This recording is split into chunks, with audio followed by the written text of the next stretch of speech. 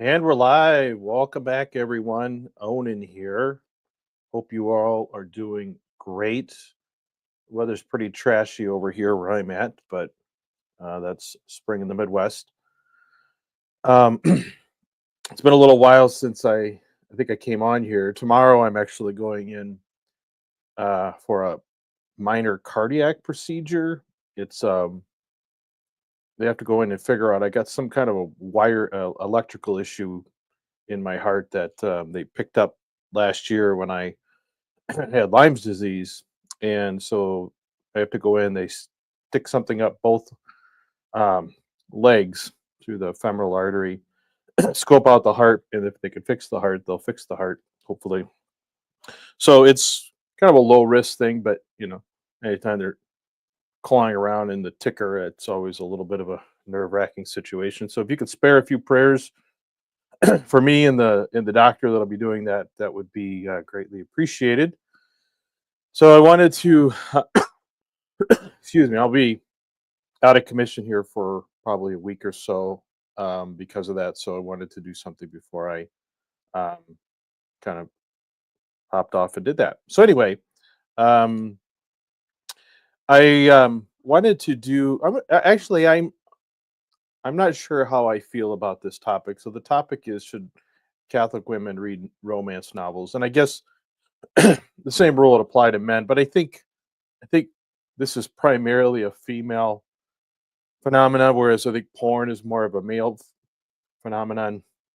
I think men tend to be more visual. Women tend to be. I think they say the woman's biggest sexual organ is her brain. So a lot of women, are more interested in reading about, I guess, sex than they are about seeing it or even doing it sometimes. So anyway, with that in mind, our dear friend Alan, who has a Catholic podcast for NFP women, did an episode this week, and I listened to it. And not super surprising, I disagree with her. At least, not sure I agree with her analysis. So I want to kind of go through it with you guys. Feel free to react in real time. Tell me what you think of it. But I'm gonna go through, play parts of it, and then I guess offer my 2 cents, and then see what you guys think as well. So if you guys don't hear her playing, please leave a comment for me. So it'll start here in just a second. Let's talk really quick about the problem, and then we'll talk about why it's Yeah. so hard not to watch these things or not to read these things. Mhm. So, all right. So here's the problem is, and this is very, very common, that Catholic women will read romance novels or watch shows like that are not explicitly pornography to help them get in the mood. And Mhm. it feels fine. It feels fine if you're reading a book and then you're feeling aroused a Mhm. little bit and then have sex with your husband and it was fun and happy and your husband was excited because you were aroused and it feels like a good thing. It Yeah. feels fine. But and this is where I think this is going to be kind of a call to action Yeah. for anyone listening here is it's not appropriate. It's not appropriate to be reading stories about other people having sex, other people's. So I'm really curious about that. So it's not appropriate to read stories about other people having sex. Like, is that actually true? I mean, and when she says inappropriate, I don't know. I mean, I assume it's from the standpoint of it's some sort of sin, but is it really fundamentally wrong for someone to read a story about someone else having sex? And I say that, you know, I think, look at you go to the Vatican, look at the statues that we have in the churches and stuff. Look at the Sistine Chapel, for crying out loud. Now, they're not necessarily having sex, but there's a lot of nudity there. So you can't even read stories about other people um having sex. Like, no, I get like if it's leads to the point of lust where you like actually are imagining yourself having sex with someone else, but some of that's not your spouse. But just to say as a general proposition, you shouldn't read stories about other people having sex. I'm like, that I don't know, that's actually what we're required to believe, but that's what she said. So let's continue on. Sex stories, even if it's like one of those books that's super fun and has one sex scene in it. Mhm. And even if we're like, oh, I just skipped those couple of pages. Like, even if that is the case, these things alter your brain chemistry Mhm. without you even knowing it. Yeah. Even if you're like, oh, I'll just like skip over a couple of pages. Like sex was Okay, now see, I think she's really out in like she's really wandering off into the wilderness here. So even if you skip those pages, so even if you don't read the actual pages about a couple having sex, you're not supposed to do it. Like, and this idea that it alters your brain chemistry, I'm like, what the hell does that even mean? What does that even mean? Um, what if it does? I mean, I don't know. I mean, does looking at your spouse when they step out of the shower alter your brain chemistry? Probably. Does the sex itself with your spouse alter your brain chemistry? I suspect it does. Like the fact that it alters your brain chemistry doesn't make it bad. And is it altering it in a bad way? Or I think for most women, like the situation you should describe, it actually helps them get in the mood. So maybe I'm not so sure that it's. I don't know. There's any scientific evidence that it alters your brain chemistry, but let's assume that it does for a second. Well, does it? That doesn't mean it's a bad thing. I mean, maybe it can be, but just to say, well, it alters your brain chemistry, therefore don't do it. I think, like, what is this? What is this pseudoscience mixed in with a religion and morals that that they're telling these people? Let's continue on.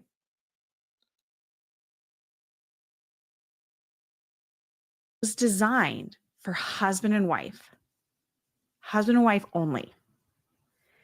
And at any point when we're like exposed to or like enter into a story of other people having sex, our brain chemistry is altered, the integrity of the act is altered. The integrity of the act is altered. Like, what does that even mean? Like, is there anything more lame than us Catholics referring to something as beautiful as sexual relations with your spouse as the act? The act. It's the act. It's like some separate object, independent from the couple themselves. It's the act. It's like this box. We just take it out and we put it on the table and we examine it. Yeah, exactly. Picking. I mean, I think our brains are designed to be altered by positive things. Learning, does reading a book alter your brain chemistry? I would imagine it does. Does studying alter your brain chemistry? Probably does. I hope it does. That's probably the whole point. So anyway, let's get back to it.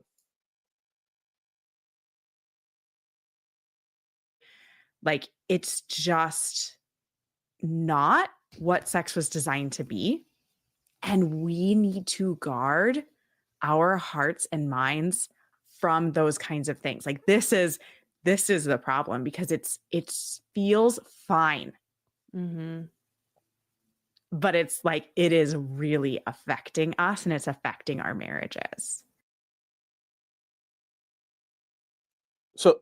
So maybe it feels fine because it's supposed to be good. I mean, have we considered the possibility?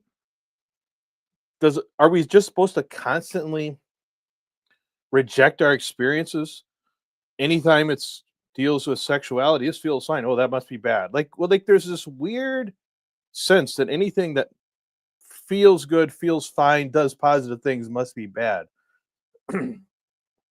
um, it's just, and you know, it's affecting our marriages. Well, is it? And is it affecting them badly? Like, I think that's the question. I mean, it sounds like from what the situations are described, it affects people positively. It actually gets, especially women that have more responsive desire, have a hard time warming up. It seems like it affects the marriage in a positive way, but I guess that's supposed to be the alarm bells that something's wrong, because it's more enjoyable for everyone. Oh my gosh, God forbid. So let's continue on. Yeah. And here's why it's so hard is because shows like Bridgerton are probably, I don't know, I watched roughly a minute, 2 minutes. I don't know how much I watched. I watched until we got to the first sex scene, and I was like, oh, this wasn't what I thought the show was going to be. I thought this was going to be like Pride and Prejudice. And so I was like, okay, this is not the show for me. We all need to go back to Pride and Prejudice, all the old. Yeah, I think you're right, Pickin. What's so funny about this is they claim to really rebel against this purity culture, which really is this negative attitude about these things. So they'll go and say like sex is beautiful and all that, but yet it's very limited to the act and maybe some reasonable accessories, as long as it's not more than 19 minutes and 59 seconds before or after. But God forbid, like the couple in any way. This is where I think I think this is the Catholic purity culture. I don't think what she is suggesting here is any different or better than purity culture that they claim to have a problem with. At least that's my, maybe I'm overreacting. One thing I want to throw out there for people's thought, and maybe I'll put it in the comments. AI.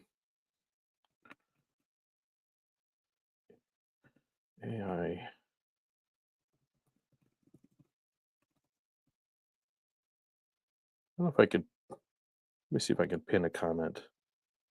Pin user. Pin. Oh, that's what I want to do. So what about if the couple writes a story about themselves? Like, what if, and it could be real, it could be imagined, but let's say wife uses ChatGPT or just writes it herself and writes the story about one of their best moments together, and like recounts it or imagines something she'd like to do with her husband and writes a story about it and reads a story about the two of them enjoying that. Is that off limits? And how is that any different? Like, if you're reading a story and you're just imagining you're one of the characters and your spouse is the other character, like, I think, especially if you don't have images involved, like, I mean, once you get like actual like sex scenes and stuff visually, I think that's a different thing. But here she's just talking about reading like just written text. So what would you say about that? What would you guys say about that? What if you write a story about yourself? Um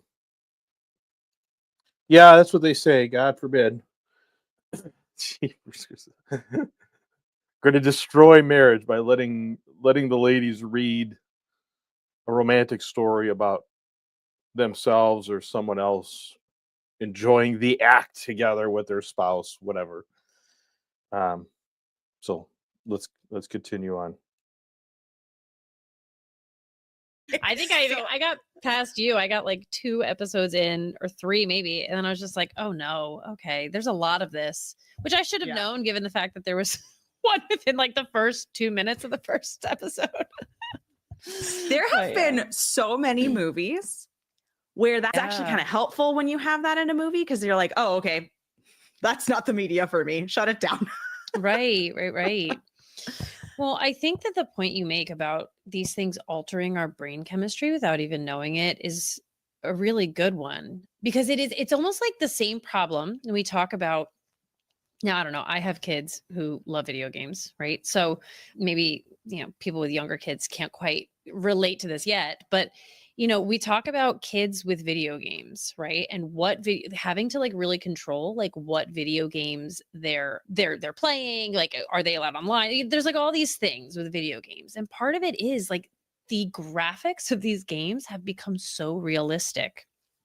Right? That they are actually like, they're desensitizing our children to the reality of this kind of violence. And there are studies that have been done that prove this, that children have been desensitized to violence because of these graphic video games. Okay. All right.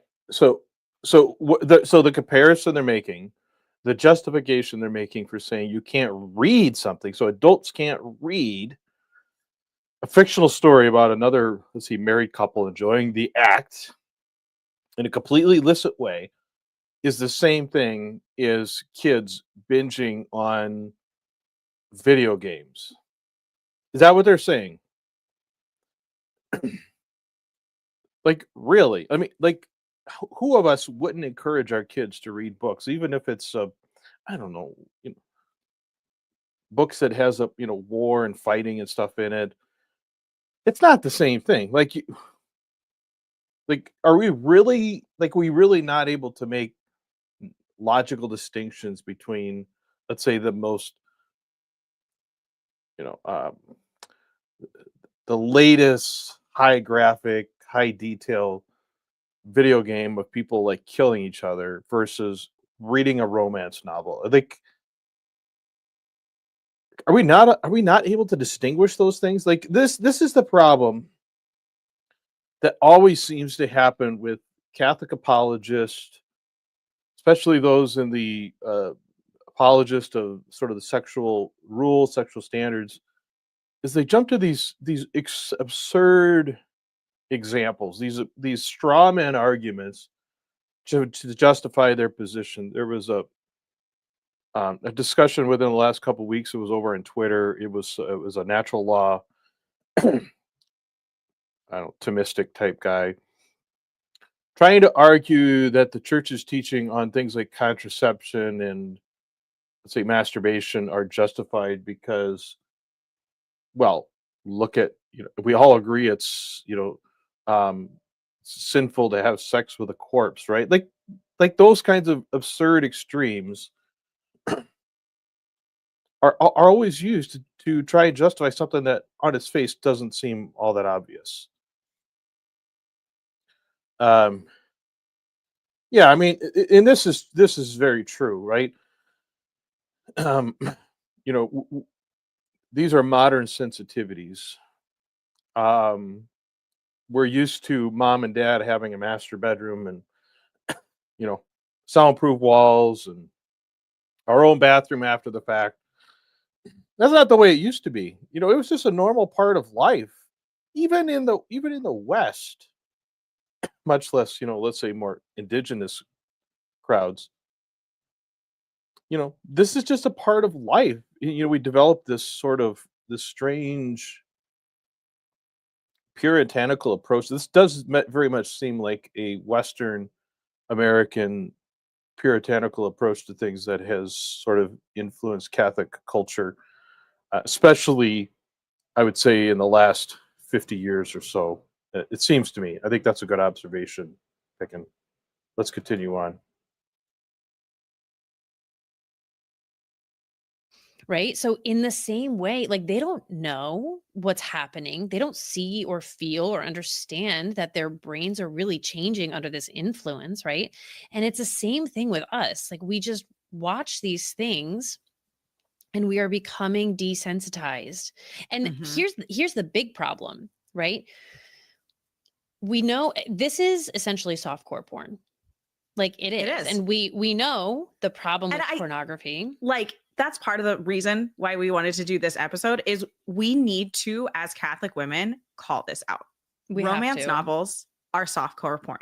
It is not a romance novels are softcore porn? Romance novels or soft core porn? How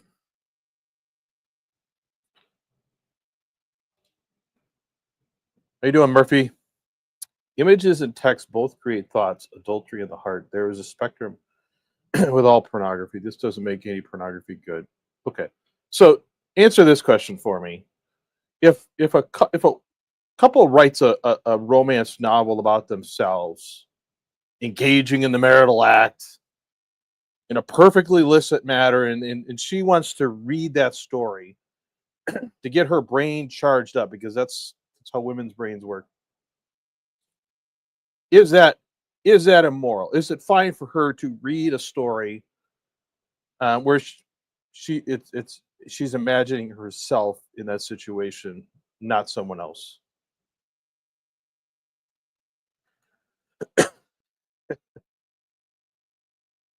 No, this is not the gal that shows up at Christopher West's channel. This is Ellen has her own podcast. It's called Charting Toward Intimacy. And I don't even like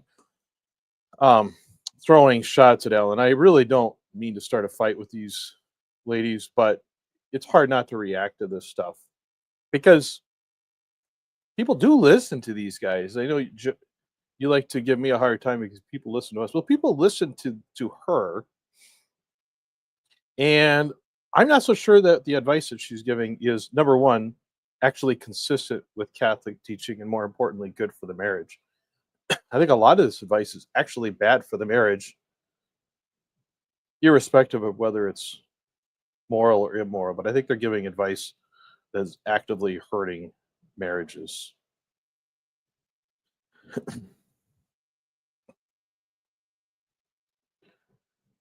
Why would these universal intrinsic rules for human sexuality be handed down to humanity about 1,000 years ago, maybe two, when humans existed for? Well, I think that's why a lot of trads are young Earth creationists, to eliminate that problem, right? I don't know. I mean, I think it is. I think it is easy to just sort of consider our current perspective, our current body of information, and just act as though it's been present and obvious to everyone at all times, when obviously that's not the case. Now, what that impact that has on the legitimacy of these ideas, or their applicability, or the culpability of other people, I don't know. That's not something I'm really able to answer. So yeah, I mean, I think that's right. I think, like it or not, I mean, and this is more or less, I'm sure you guys will say this is heretical, but I think modern biblical exegesis, I think that's the right word, acknowledges that the scripture writings, while inspired by God in creating in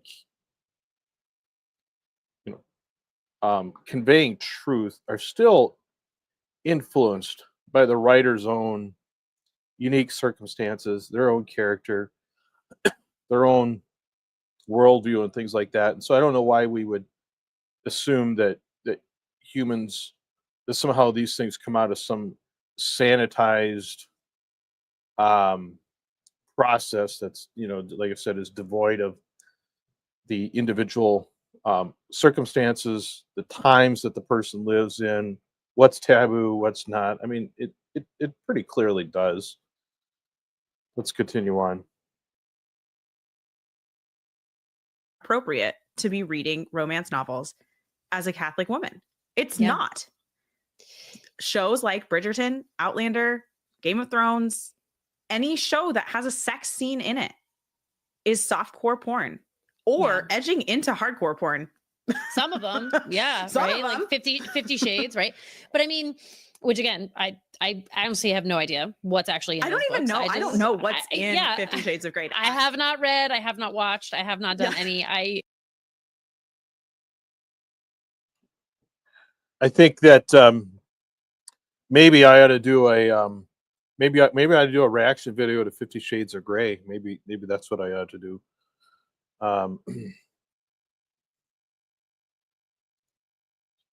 No women would ever do that because writing your own story breaks the illusion. When your wife has a genuine burning desire, she won't need an external. Yeah, you just play the game, or like, what if they do? Like, I'm just asking you, if she would do that, or maybe her husband writes the story for her, and she reads that. Is it immoral? Don't give me this crap about it won't happen. Let's just deal with the hypothetical and tell me, is that morally permissible or not? And if it's not, tell me why. Like, give a reason. You're just dodging the question. All right, let's continue on. I just can't handle it. Just know it exists. But here's the thing. We know that with pornography, right? We know it alters our brain chemistry, number one.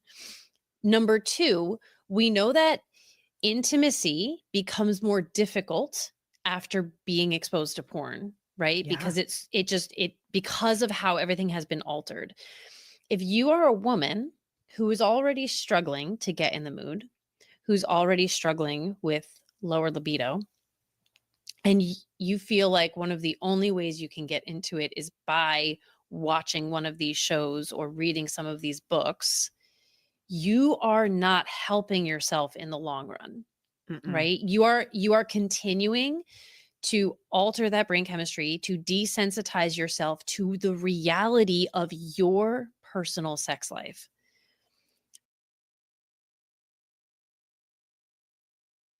Okay, see now I think they're just making stuff up. Like, and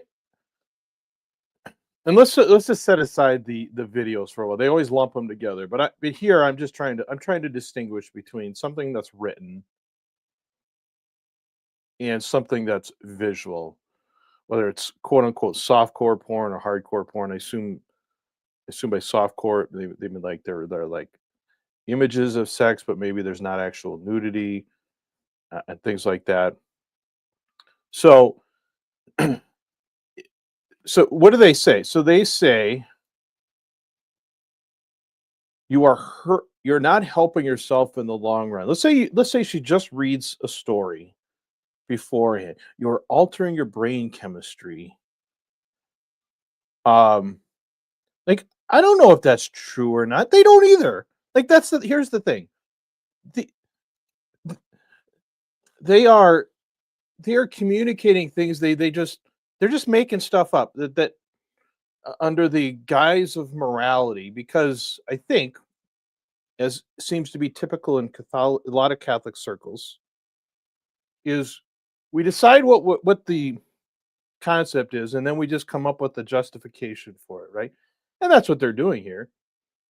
They don't want women reading this stuff, and maybe they shouldn't, but then they're going to say, yeah, it's going to damage you long term. Well, maybe it will, maybe it won't. Same question, same way that Christopher West dodged the question, I don't know, a year or two ago, when I posed the question to him about what harm, if any, does other acts cause, and he kind of lost his crap and went round and round, but never actually said anything other than it's wrong. Well, okay, because it's wrong, it must cause harm. Well, maybe. I mean, but what is the actual harm? Like it's fine. Just say it may not actually harm you. This may not actually harm your marriage, but it's immoral for this reason. I can at least accept that. But when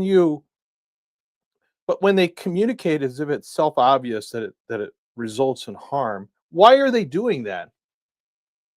Why are they doing that? It sounds like they're not all that convinced that it's obviously immoral and that they need to add some additional justification, i.e. teleology and all this other stuff that's always used to support some of these sexual rules that don't always seem to make a ton of sense.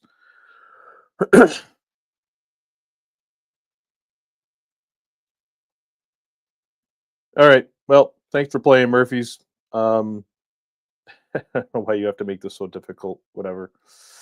Okay, let's continue on. Right? Like that's and which is going to make it even harder to kind of stop using those things and then feel like you have a fulfilling sex life. Yeah. The focus here needs not to be what can I do to arouse myself? What can I do to make this better or easier or whatever?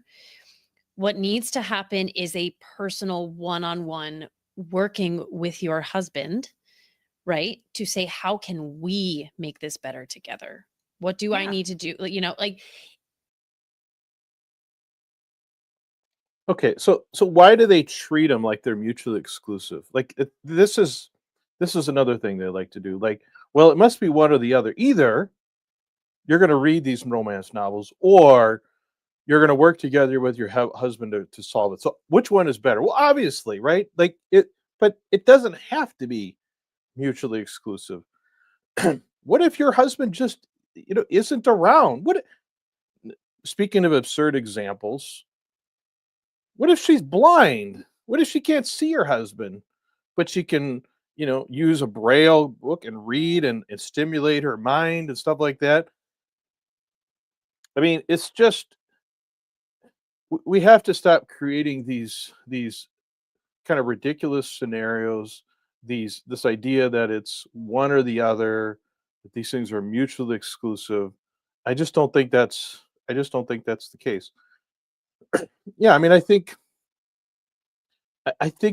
it's pretty common for women, it's much more it's a mental process for them more than a visual or physical process. I think that's Murphy's likes to talk about how men and women are different. This is true. This is one of the differences. This is why women, by and large, not always, but most women are more interested in reading something, thinking about something, than watching porn. Whereas men, it's the complete opposite. We're just immediately turned on by visual images because that's the way our brains tend to work, right?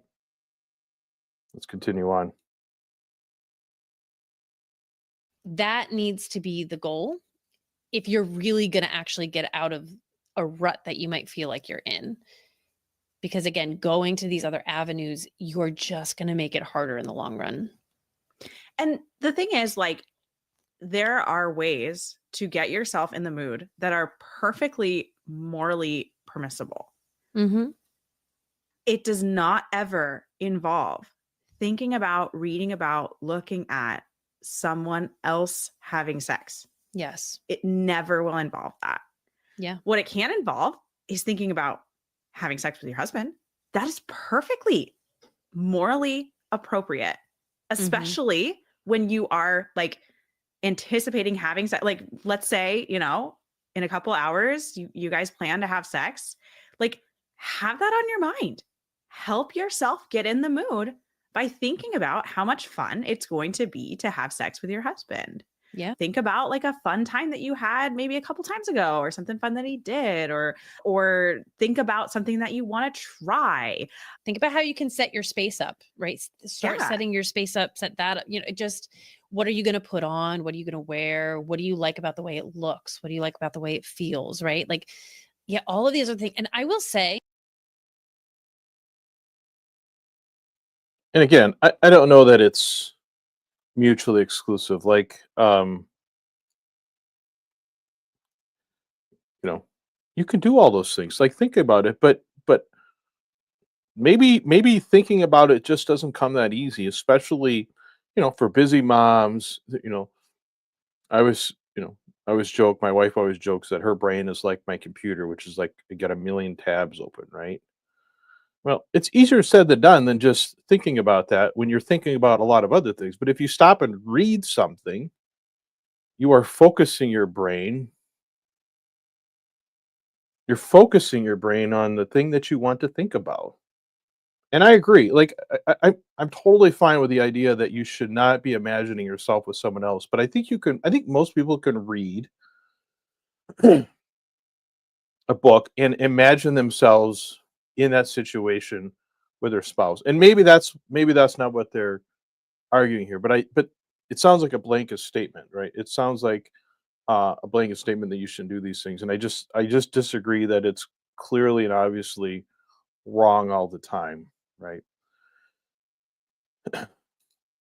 Yeah, you too.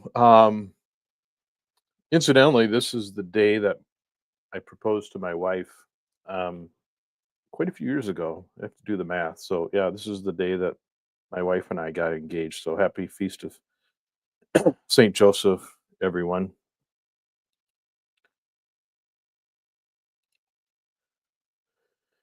Yeah, I think there's this. I mean, and I think Ellen is saying like she would find enjoyment in reading this stuff. I don't think she's saying that it wouldn't help her. She's just saying you shouldn't do that, right? I mean, it's just like I just think we need to be a little more like critical of this and be like, okay, well, why? And why is it wrong all the time? Some of the time, what would be the circumstances?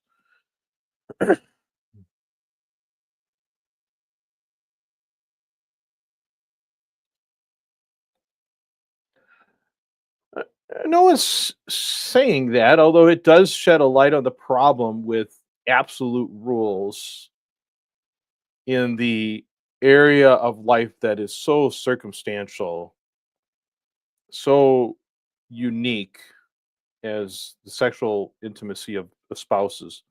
And not even spouses over the course of the marriage, there's different seasons and things like that. So this is the problem with these absolute rules based primarily on the philosophical, you know, observations, if you will, analyses of celibate men that lived hundreds, if not thousands, of years ago. And that doesn't mean they're wrong, but and I get so yeah, I get these hypotheticals make you uncomfortable because they show the absurdity, the apparent absurdity of some of these hard and fast rules that I just don't know. I don't understand why there has to be such these absolute lines drawn in the sand around things without any consideration at all into the unique circumstances of the individual, of their marriage, you know, season of life, all that stuff. That's the problem.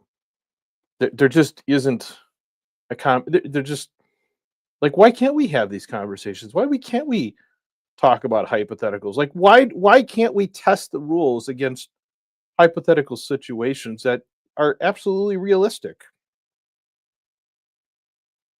So let's continue on. That I have been really diving into this idea in the last like few weeks of the imagination and just how the imagination is really truly such a gift, particularly in regards to prayer. So there's this great book on prayer that I was sharing with Ellen, and it was funny because we probably talked about it already, but We have.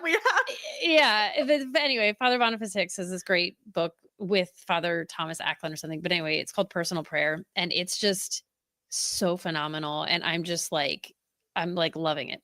Anyway, so much. I sent it to Ellen because it's just hysterical. It's like, wow, I'm like reading this first chapter and just,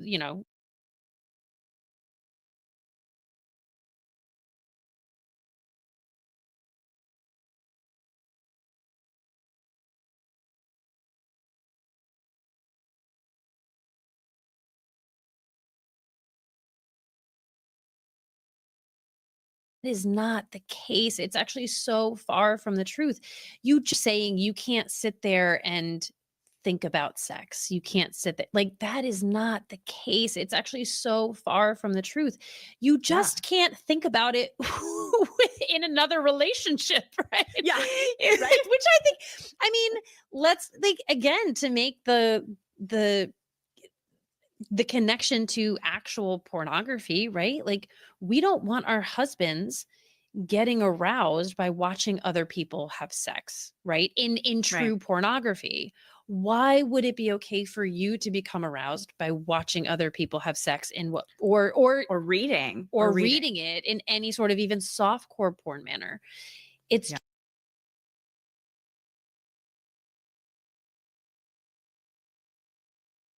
So the difference, I think we have to be able to draw a fundamental difference between porn, which is actual visual depictions of other people having sex. Maybe they're married, maybe they're not, and reading a story where you create the narrative, right? You still paint the picture in your mind about what's going on there. Um, So if their only point here is you should not be reading stories about other people having sex, and in that part, like, lustfully put yourself in that scenario that you're with this other person, fine, okay? But that's not what they're saying. They're making a much broader, um, they're making a much broader approach to this that I think I just don't know that it's actually what the church expects of us, especially when there seems to be a fundamental difference between pornography and reading a story, um, especially where, like I said, for most women, the mind is an important part of the process, right? Oh, eh, yeah, I don't know that. I mean, Aquinas was celibate. Aquinas had actually had a pretty traumatic experience where his family tried to seduce him to keep him from going. Augustine, look at his past. So, I mean, these are major figures in the creation and evolution of these rules. So I don't think your point changes anything. Like, I don't think there's any evidence that there was some critical mass of actual married people and like, hold on, yeah, this all makes sense. These are, I just show me. I mean, I'll listen to anything, but I just have a hard time. I have a hard time believing that's actually the case. Yeah, yeah. I mean, again, it seems to me, and I'm not a scientist and I'm not a theologian, obviously, but it seems to me that it seems plausible, at least, that a wife reading material to stimulate her brain into imagining herself enjoying intimacy with her husband can alter the brain, create pathways so that that becomes easier and more natural for her. I don't think it's obvious that it creates negative alterations. Maybe it does. Let's have an actual scientist, someone that understands these things, weigh in on these things. It just this is I think this is outside. I just don't think we should be making these kinds of claims when they may not necessarily be true. Right.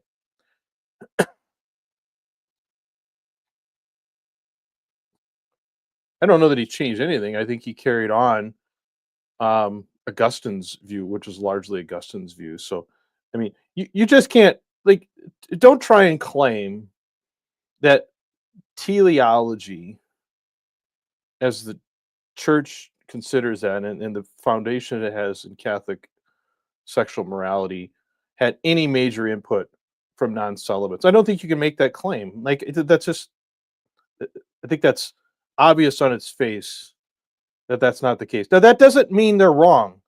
It's an observation.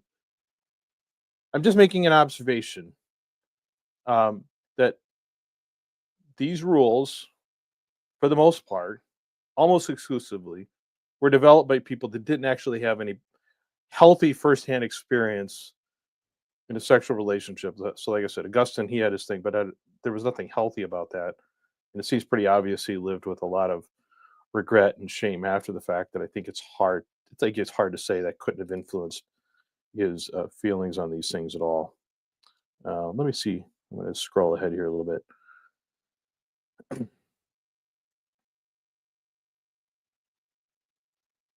So, I mean, I'm not going to. I think that's the gist of it. And again, I think they are making kind of blanket statements that really aren't, well, they're making statements that, at least as they come across, seem much more scientific or medical than moral. Other than, I think it is the moral values they have are really what is serving as the basis for these claims they're making about, let's say, altering brain chemistry and all that kind of stuff. I just think I think it's too easy to say, well, this is the moral value I have, therefore it must match up in reality all the time. And I think that's a major problem. And I think we ought to be able to confront those. I think we ought to be able to confront those challenges, acknowledge them, and wrestle with them instead of just dismissing them the way that it seems to be happening, including in this chat, just dismissing these, um, I think, very reasonable questions and observations simply because, well, these are the rules, we believe these rules, and therefore I'm not going to hear anything that in any way um, challenges the accuracy or fullness or legitimacy of those rules, because that's what happens, and I think that's a real problem. I think this is why a lot of people look at our faith, look at what we teach in throw up their hands with like, how can I accept this? This doesn't make sense, and no one is making a real compelling defense of these concepts. These types of these types of um, conversations and claims, I think, only hurt the credibility rather than helping. Not not to mention the fact that they may very well be um, uh, preventing real couples, good couples, from improving this part of their relationship because, oh my gosh, God forbid, got to burn all the books. I mean, you know, we should make sure we're right about this because if it could help couples, and it seems to me it could help couples, I think we ought to be real clear and confident and persuasive as to why we're telling couples not to do this. Um,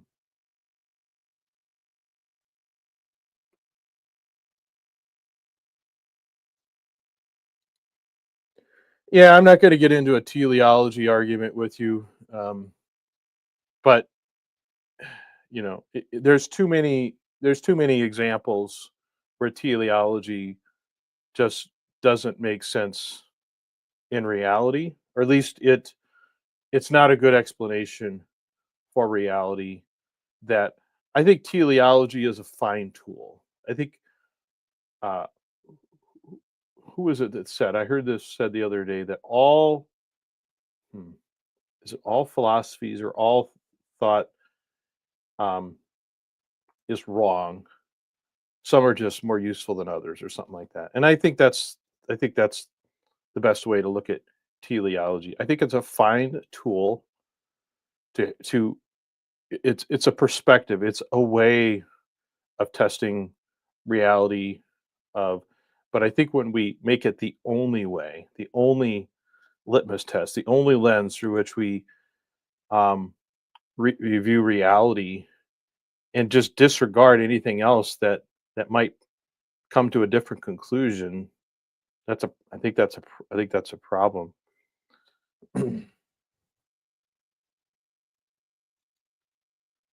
Okay, whatever. Now you're getting into. y- y- y- I don't even know what to say about that.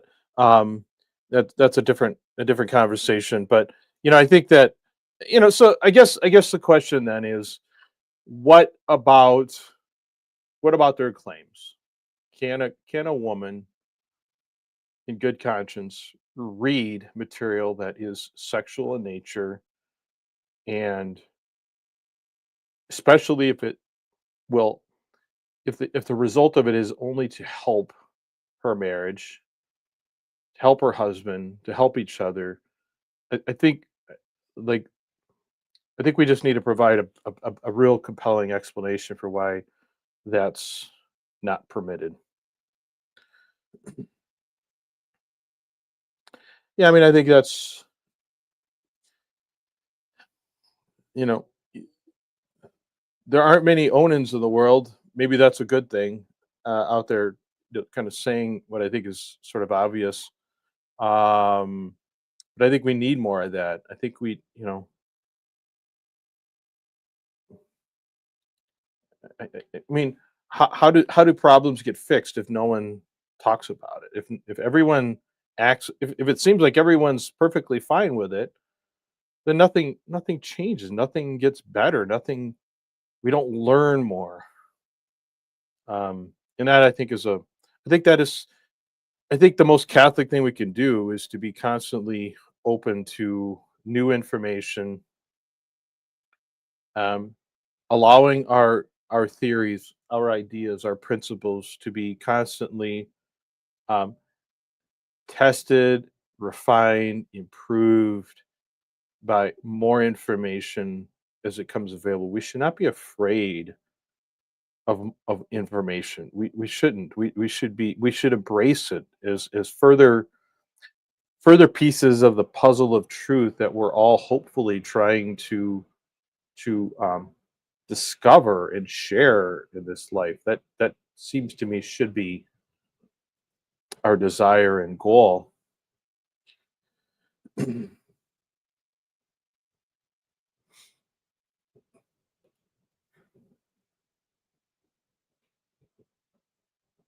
As well, I mean, as opposed to having sex without being in the mood. I mean, I think having sex when you are not in the mood, when it's purely a duty, something you do for someone else, I think does have long-term damage to the marriage. So if you can avoid that, if you can foster the situation where both parties come to it, look forward to it, enjoy it, get the most out of it, how can that not be beneficial to the long-term marriage? So um, I- I'm okay with the idea that in certain situations it can be immoral, but where I really think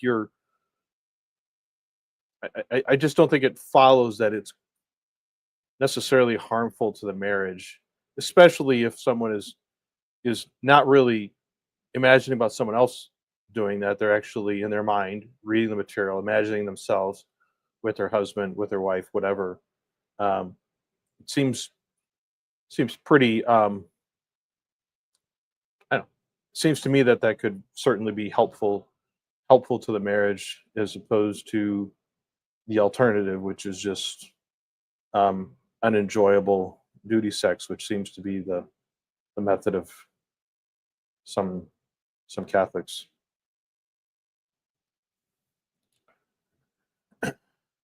So you're saying if spouses can't do that for each other? No, um, that's not what I'm saying at all. But sometimes it's not possible. Sometimes it may not be. Um, what they say, most women are like a crock pot. Husband's at work all day. Maybe he's doing some, you know, um, come home. You got kids to take care of. It there just may not. It may not be realistically possible for them to do that for each other. And maybe, and again, women are much more uh, in their mind. They like to read things. They like their brain is important. So a husband is not a book. So I just think that if if the couple mutually supporting each other and doing all those things, if it's still not enough, if one spouse, especially if it's the wife, just finds that she cannot get in the mood, I just I I think I can see how that could help her, whether it's moral or not, whatever. But I could absolutely see how that could help her, and in turn help her husband and help the marriage. That's all I'm saying.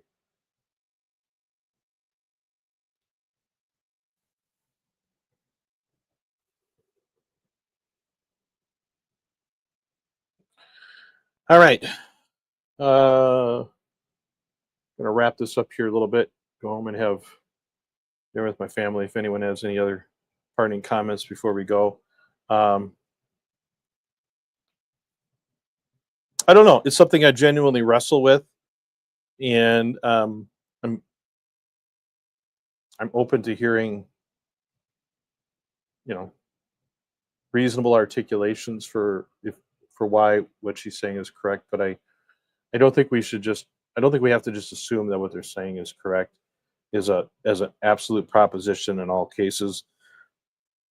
I certainly don't think that our moral perspectives require us to conclude that anything that's done contrary to those moral values we have is necessarily harmful. I think if there's one takeaway I can leave, it's that.